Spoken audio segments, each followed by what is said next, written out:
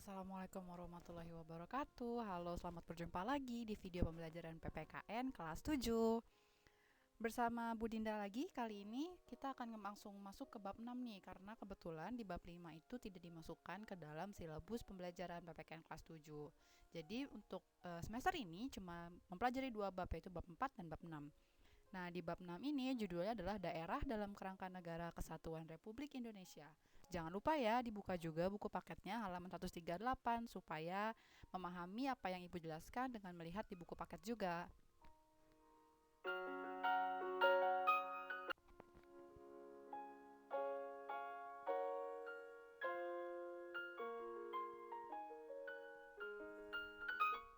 Nah, di bab 6 ini kita akan mempelajari 3 subbab. Yang pertama, daerah dalam kerangka NKRI, yaitu perjuangan menuju NKRI, perjuangan dari berbagai macam daerah. Kemudian pengertian daerah dalam kerangka NKRI. Lalu ada juga loh peran daerah dalam kerangka NKRI. Apa sih peran daerah dalam memperjuangkan kemerdekaan Indonesia? Dan gimana sih sekarang peran daerah di negara Indonesia ketika sudah merdeka seperti sekarang? Kemudian yang terakhir adalah bagaimana cara mempertahankan negara kesatuan Republik Indonesia.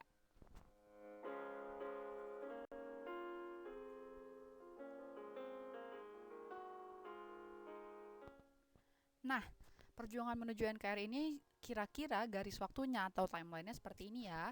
Yang pertama, sejak sekitar tahun 1511 sampai 1945,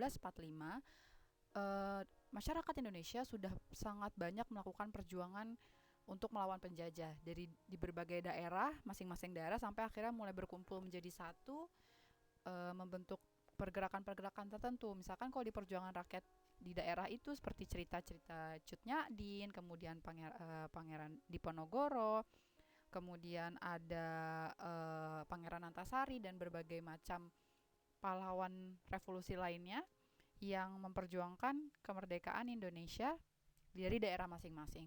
Kemudian kalian pernah dengar kan yang namanya istilah Sumpah Pemuda? Itu juga bagian dari perjuangan rakyat Indonesia dalam melawan penjajah. Dari yang tadinya kalau di daerah-daerah itu pakai perang-perang, ketika mulai terbentuk pergerakan nasional seperti Budi Utomo, kemudian seperti Sumpah Pemuda, itu mulai menjadi lebih politis, lebih di atas meja dibanding dengan perang-perang. Mereka mulai memasuki kehidupan Belanda dengan cara yang lebih halus istilahnya gitu. Kemudian pada tahun 1945 Jepang menyerah tanpa syarat kepada sekutu. Mereka kalah dalam perang dan menyerah kepada sekutu sehingga ada celah nih bagi masyarakat Indonesia untuk membebaskan diri dari penjajahan. Ketika Jepang menyerah tanpa syarat kepada sekutu itu, Jepang sudah menjanjikan kemerdekaan Indonesia, sudah memberikan janji bahwa ya udah deh, nih gue kalah, Indonesia gue merdekain deh, kayak gitu kira-kira. Nah, pembentukan BPUPK ini merupakan janji Jepang tadi, itu mulai dibentuk tahun 1945 kan. Nah, kemudian ada, kalian pernah dengar pasti namanya peristiwa Rengas Dengklok. Itu ketika Bung Karno dan Pak Muhammad Hatta diculiknya bukan sama Belanda, tapi diculiknya sama kaum pemuda yang sangat semangat ingin memperjuangkan kemerdekaan Indonesia. Mereka bilang kita harus merdeka karena usaha kita sendiri. Kalau misalnya kita dengan menerima janji dari Jepang, seakan-akan nanti ke depannya kita akan dikira bahwa merdeka kita dikasih sama Jepang, bukan kita merdeka sendiri. Itu yang diusulkan oleh pemuda pada saat itu. Makanya terjadilah peristiwa Rengas Dengklok yang memaksa menyegerakan kemerdekaan Indonesia. Akhirnya pada tanggal 17 Agustus 1945, proklamasi kemerdekaan Indonesia kemerdekaan Indonesia diproklamasikan, diumumkan, dinyatakan secara umum seperti itu.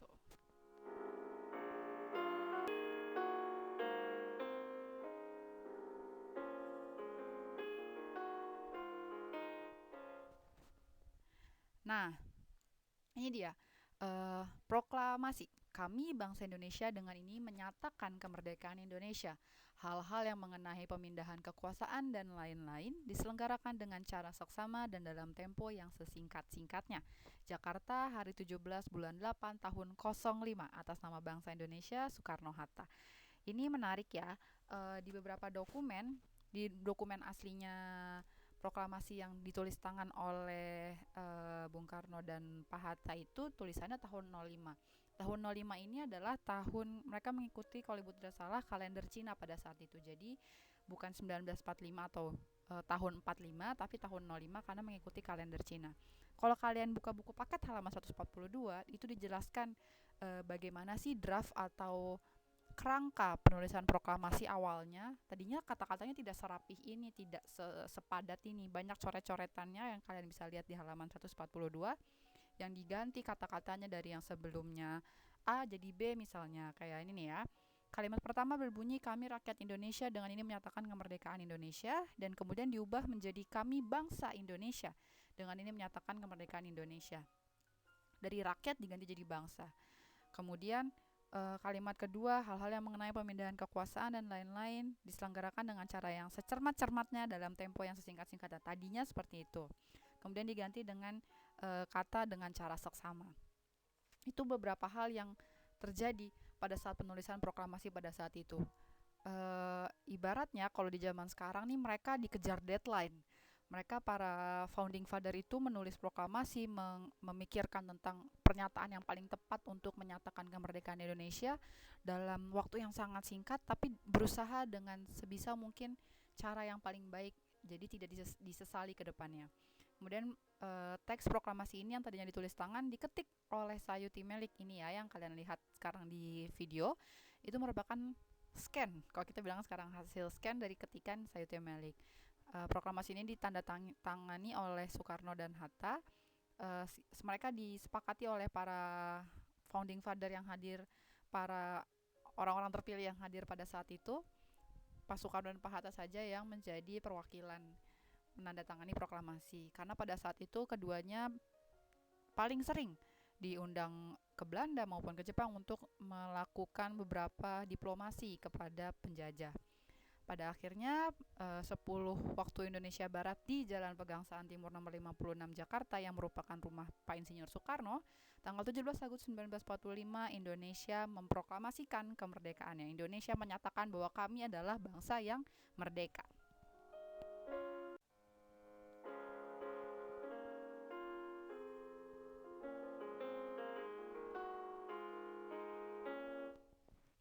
Nah, makna proklamasi dalam berbagai aspek di Indonesia tuh kayak apa sih? Bagaimana proklamasi diartikan oleh masyarakat Indonesia dalam berbagai sudut pandang. Yang pertama, dari sudut pandang atau dari aspek hukum, proklamasi sebagai pernyataan bahwa Indonesia telah mengganti hukum kolonial dengan hukum nasional. Pada masa penjajahan Belanda khususnya, masyarakat Indonesia mengikuti aturan yang dibuat oleh Ratu Belanda, yang dibuat oleh pemerintah Belanda yang ada di Belanda beneran, bukan yang sekedar ngejajah Indonesia. Jadi peraturan-peraturan itu yang ngikutin orang Belanda sana. Yang mana banyak melakukan perbudakan juga, banyak, walaupun kita dibilang bukan orang Belanda, tapi kita disuruh ngikutin peraturan Belanda tadi, peraturan hukum kolonial itu, yang membuat masyarakat Indonesia banyak yang kesel gitu ya, makin kesel dengan Belanda. Nah, ketika proklamasi terjadi ini, Indonesia menyatakan bahwa udah, kita nggak pakai lagi hukum kolonial, kita nggak pakai lagi hukum Ratu Belanda, kita pakai hukum nasional, kita bikin hukum sendiri, kita bikin peraturan sendiri. Walaupun tidak jadi pada saat itu langsung, tapi mulai dari proklamasi itu dimulai sedikit-sedikit untuk menyusun hukum nasional. Peraturan-peraturan yang kita pakai sekarang, undang-undang dasar dan segala macamnya, itu merupakan hukum nasional. Itu salah satu hukum nasional yang dibuat Indonesia dan dipatuhi sampai sekarang. Kemudian dari aspek historis atau sejarah, proklamasi Indonesia sebagai titik akhir penjajahan dan titik awal sebagai negara merdeka. Walau pada saat itu Indonesia masih dijajah kembali oleh Belanda, namun penjajahan oleh Belanda itu seperti makin tidak ada rasanya bagi masyarakat Indonesia. Maksudnya tidak ada rasanya adalah masyarakat Indonesia makin lebih semangat untuk melawan Belanda, bilang ngusir Belanda tuh jadi lebih semangat lagi. Lo nggak boleh di sini, nih tanah gue gitu. Ini tanah Indonesia. Kita udah merdeka, nggak boleh ada penjajah lagi. Mereka lebih semangat untuk menyatakan itu karena sudah ada proklamasi kemerdekaan tadi. Kemudian dalam aspek sosiologis atau sudut pandang sosiologis, proklamasi memberikan rasa bebas dan merdeka dari belenggu penjajahan, yang kayak tadi Ibu bilang ya. Masyarakat Indonesia pada saat penjajahan Belanda maupun Jepang itu dibeda-bedakan sama si penjajah. Kalau penjajah dibilangnya orang suci gitu ya, orang hebat, sedangkan kalau masyarakat Indonesia rakyat jelata gitu istilahnya, karena kita masyarakat yang dijajah. Nah, ketika ada proklamasi, hal-hal sosiologis ini kayak tadi itu kita ngerasa nggak terbelenggu lagi, tidak ngerasa terkekang lagi oleh itu. Kita ngerasa udah bukan bagian dari si orang Belanda, kita bukan bagian dari penjajahan Belanda tadi. Kemudian dari aspek kultural, proklamasi membangun peradaban baru. Udah nggak ada lagi tuh masyarakat yang dibilang rakyat jelata dalam artian budak, dalam artian bukan bukan orang Belanda gitu. Kita sama-sama orang Indonesia semua. Nggak ada lagi yang membedakan yang beli barang sesuatu cuma boleh orang Belanda, yang boleh pakai baju terkhusus cuma orang Belanda, nggak kayak gitu. Itu membangun peradaban baru. Kemudian secara politis, proklamasi menyatakan bahwa Indonesia merupakan bangsa yang berdaulat dan berkedudukan sejajar dengan bangsa lain. Hal ini bisa membuat bangsa Indonesia melakukan kerjasama dengan negara lain. Karena kita bukan lagi bagian dari negara Belanda, kita negara sendiri, negara Indonesia. Kemudian dari aspek spiritual, kemerdekaan bangsa Indonesia tidak terlepas dari doa seluruh rakyat Indonesia kepada Tuhan Yang Maha Esa. Pada saat penjajahan terjadi, begitu banyak peperangan yang terjadi, begitu banyak perlawanan yang terjadi, yang dilakukan oleh masyarakat Indonesia juga tidak terlepas dari doa-doa yang masyarakat Indonesia panjatkan pada saat itu, sehingga terwujudlah kemerdekaan Indonesia melalui proklamasi kemerdekaan Indonesia.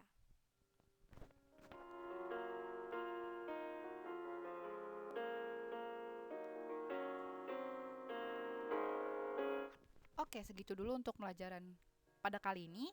Sampai ketemu di materi berikutnya. Jangan lupa dipelajari videonya. Kalau ada yang ingin ditanyakan bisa di hybrid ataupun email ibu ya. Oke, terima kasih. Sampai ketemu lagi. Bye-bye. Assalamualaikum warahmatullahi wabarakatuh.